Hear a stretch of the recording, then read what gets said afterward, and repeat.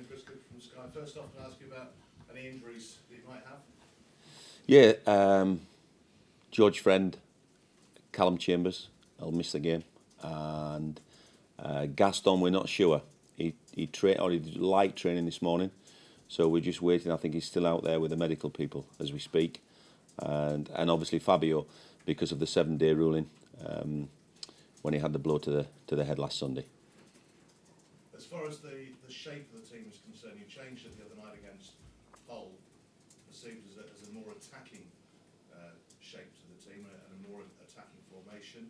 Is that the kind of thing that you're looking for the remainder of the season if you to get out of this hole? Well, it's clear that we need to score goals, and it's clear that we need to win football matches.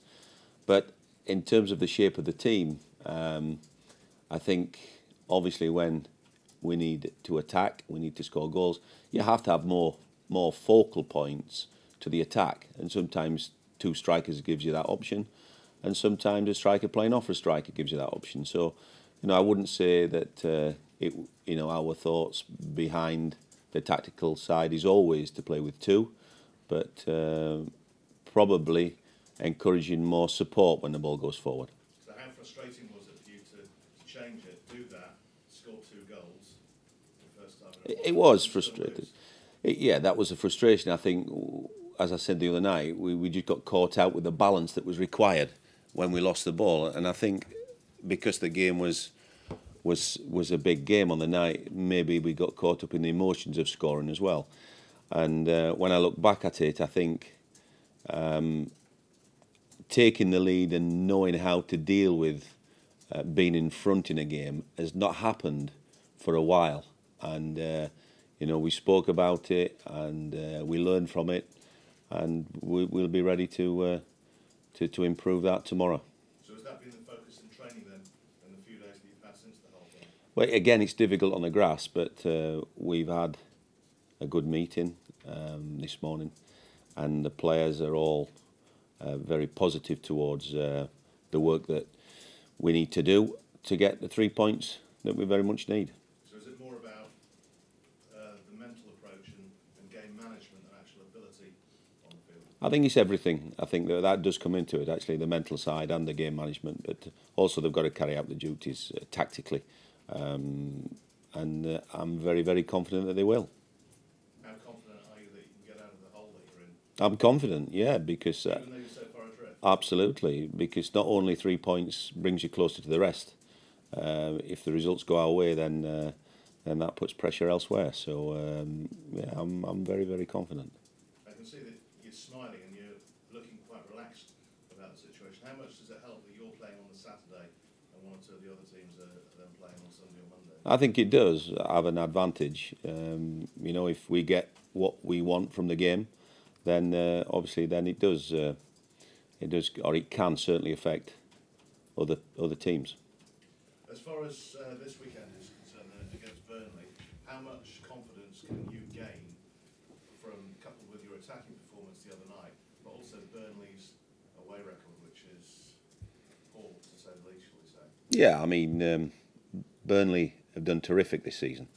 Sean Dyche and his staff have done a tremendous job since they joined the club. And, I was there the other night with Joe Jordan, and they're a very, very difficult team to play against, and they'll make it hard for us.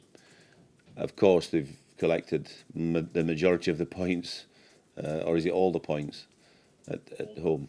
All but 3 at home.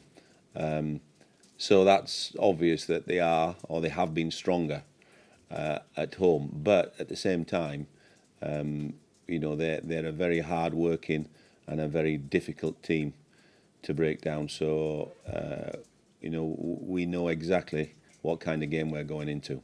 It's a bit of a cliche that everybody wants their home ground to be something like a fortress, and Burnley have proved that Turf Moor is. Why haven't you been able to do that, do you think, this season? Well, it's very hard to put your finger on it, but I think, confidence it comes with results and belief, and that's what we will continue to talk to the players about, having belief and gaining that confidence, and obviously that comes quicker by winning football matches. Do you think the players share your confidence and belief that you can get out of trouble? Yeah, I do. Yeah. The spirits were good this morning. They were really buoyant with it. They understand the frustrations and the disappointment of the other night. But yeah, I can feel that they're very much looking forward to the game. So 8 games to go, 7 points adrift of safety as things stand. How many points do you think you're going to have to get to stay up? I think there's no targets other than the game tomorrow, and that's what everything that we spoke about is Burnley, and looking no further ahead than that. While you remain as head coach here, has there been any discussion at all about definitely through until the end of the season or anything like that? Nothing. No, I have to repeat myself every press conference, but it literally is just Burnley, and every little bit of our focus is towards the game. And how frustrating is it that you've not been able to have the same impact in terms of results that, say, Craig Shakespeare has had down at Leicester? Yeah, but Craig's done a fantastic job. But you have to remember that Leicester were the Premier League champions last season. So, it's that they were always, in my opinion, going to recover at some point. And Craig knew the players inside out, and he'd worked with them. And he's done a terrific job. Frustration from my part in terms of getting a result or a win. Yeah, of course it's been frustrating because I know that there's a lot of work gone in recent weeks behind the scenes, and the staff upstairs and everybody deserves a victory, and certainly no more than the players. And I'm sure, given the little bit of luck that we need or the bounce of the ball, we'll get the 3 points that we need tomorrow. What sort of advice have you had from other managers, past or present, about becoming a manager, and especially the situation that you're in? I've spoken to one or two, or probably more, of experienced football people, and the experience that they have had in the game, and passing on that has been invaluable. And of course, I don't particularly want to share that, but I'm a good listener, and it's all been good, solid advice. Well, without naming names, then, what sort of things have they told you? I think I just answered that question, Chris. Yeah, I thought you were thinking that if you were going to say who it was. But... No, I think that's the people in the game that have been in the game a long time that I have good contacts with. Right. Are you enjoying it? Love it. Yeah, it's been great, and every day is a different experience. But I think the biggest thing with it all is the frustration of the results, but is the response I've had from everybody. Everybody has been absolutely first class, and I can feel that everybody connected with the football club just wants us to be successful. Well, it's not going to turn your hair any grayer at all, is it, by becoming a manager? Are you sleeping okay? Absolutely. Yeah. No, what the dog, but no, sleeping well, eating well, and looking forward to the game. Steve, we've talked about belief already this afternoon, but what can you do as a manager to instil that belief in this group of players that you can stay up? Well, it's not just myself, it's the staff as well, and little messages along the way, team meetings like we've had this morning, and just communication with the group to explain that, look, this is where we are, this is what we need to do, and obviously feedback from the game. This was really, really good, and these are areas where we need to improve. And all those messages will put the players in a positive frame of mind. Just looking at Burnley more widely, obviously, you were both in the Championship last season and so close in terms of fighting for the title together last season. Why do you think it's worked out for them in the Premier League more this season than for Middlesbrough, when you look at last season, you were level pegging? Yeah, I think what we have to see is that Burnley have had a fantastic season. There's no doubt about that, and they're a very, very good team. As I said earlier, our frustrations have gone through not winning enough football matches, and that's where we find ourselves. We've got to be brutally honest about that. The one thing I would say is that the fighting spirit is still there, and the fighting spirit within this group that had a promotion last season will be very, very evident on the pitch. And the one thing they do know is that last season against Burnley, they had to fight hard to get points from Burnley, and that's what we achieved last season.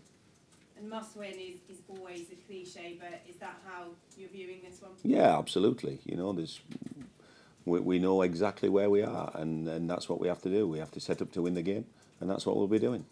And how do you deal then, as a manager, and with your group of players, with that pressure of calling it a must-win game? I think it's, you know, they understand the importance of the game. I think what we have to do more than anything tomorrow is carry out the game plan. If we carry out the game plan and we remain stable in terms of the game plan and see that through, then I'm very, very confident. Thank you very much. Mark, Steve, do you take any notice of this sort of external pressures in the sense of so many people writing you off? Could you almost channel that as a positive amongst the guys? I don't read it. I don't see it. I have enough intelligence to work out what's being said, what's being written, because of the situation, and I understand that.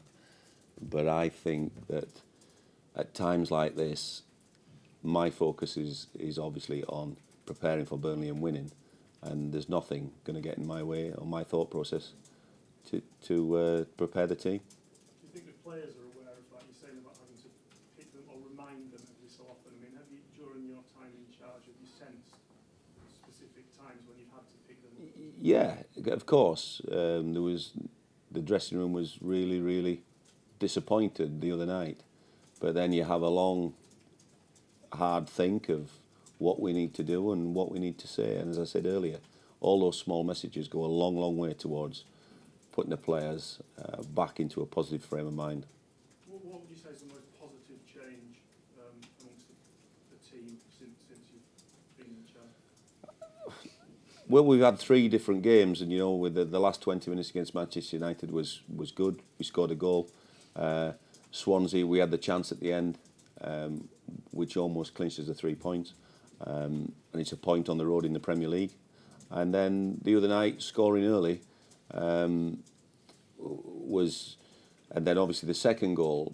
But as I said earlier, the disappointment within all that was the shape of the team and the emotions of the managing the game.